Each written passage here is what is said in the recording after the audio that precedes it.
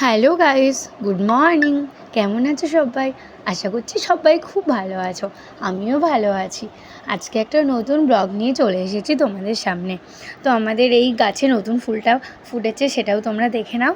তারপর দেখো সেজে গুজে রেডি হয়ে চলে এসেছি।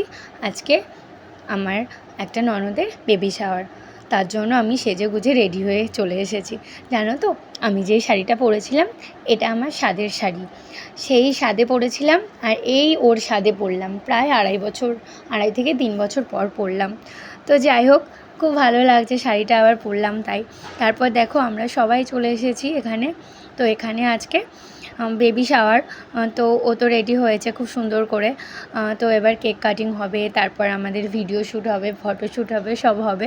তো যা গরম পড়েছে না, আর থাকাই যাচ্ছে না, এত গরম পড়েছে। তার মাঝখানেও দেখো আমরা একটু আনন্দ করছি। তোমাদেরকে দেখিয়ে দিই কত সুন্দর জায়গাটা সাজিয়েছে ওরা। তারপর আমি কাকিমাকে বললাম, কাকিমা তুমি দাঁড়াও, তোমার আমি একটা ফটো তুলে দিই।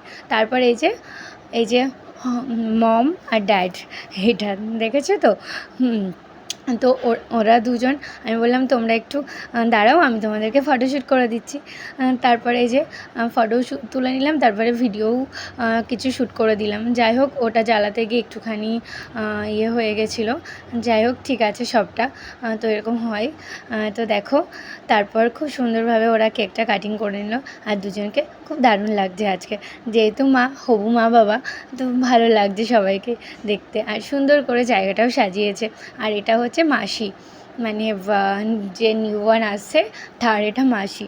যেহেতু এখনও অনেকটাই দেরি আছে, মানে সবে তো 7 মান্থ বেবি শাওয়ার, এখনও 2 মাস বাকি আছে তার আসার।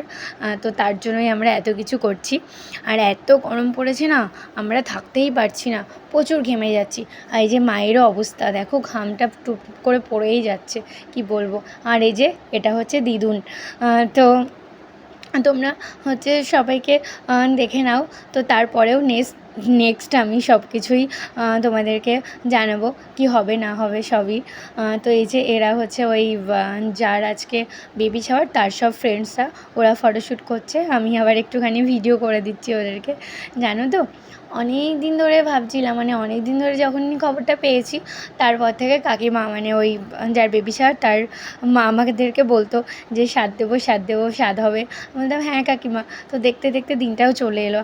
আর এদিকে দেখো, আমি ওদের বৌদি হই, আমি কিন্তু ক্রিমটা লাগাইনি, কাকিমা সবাইকে ক্রিমটা আর কি লাগিয়ে দিচ্ছে।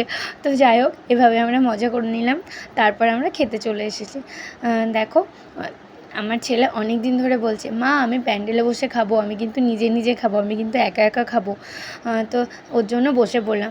জানো তো, ত্রিশানবাবুর পাপাকে না আমি মানে বুঝতে পারিনি, একটা মিস্টেক হয়ে গেছে। ও ভেবেছে, মানে ও আমাকে বলেছে যে আমার সঙ্গে খাবে, আমি অতটা বুঝতে পারিনি। তো আমি তো ছেলেকে নিয়ে খাওয়াতে চলে গেছি। তারপরে ও আমায় ফোন করে বলছে তুমি খেয়ে নিলে, আমি তো তোমার জন্য ওয়েট করে আছি। কিন্তু যাই হোক, তো কিছু করার নেই। তো আমি বুঝতে পারিনি, আমি একা একা খাচ্ছি, খারাপ লাগছিলো, কিন্তু তবুও খেতে হলো। দেখো এখানে কী কী ছিল তোমাদেরকে আমি দেখাচ্ছি। তো প্রথমে সাদা ভাত ছিল, তারপরে ঝুরি ঝুরি আলু ভাজা ছিল, লেবু ছিল, এদিকে হচ্ছে শুক্তো, ডাল, তারপরে এদিকে কাতলা কালিয়া, আর এদিকে পাবদা মাছ।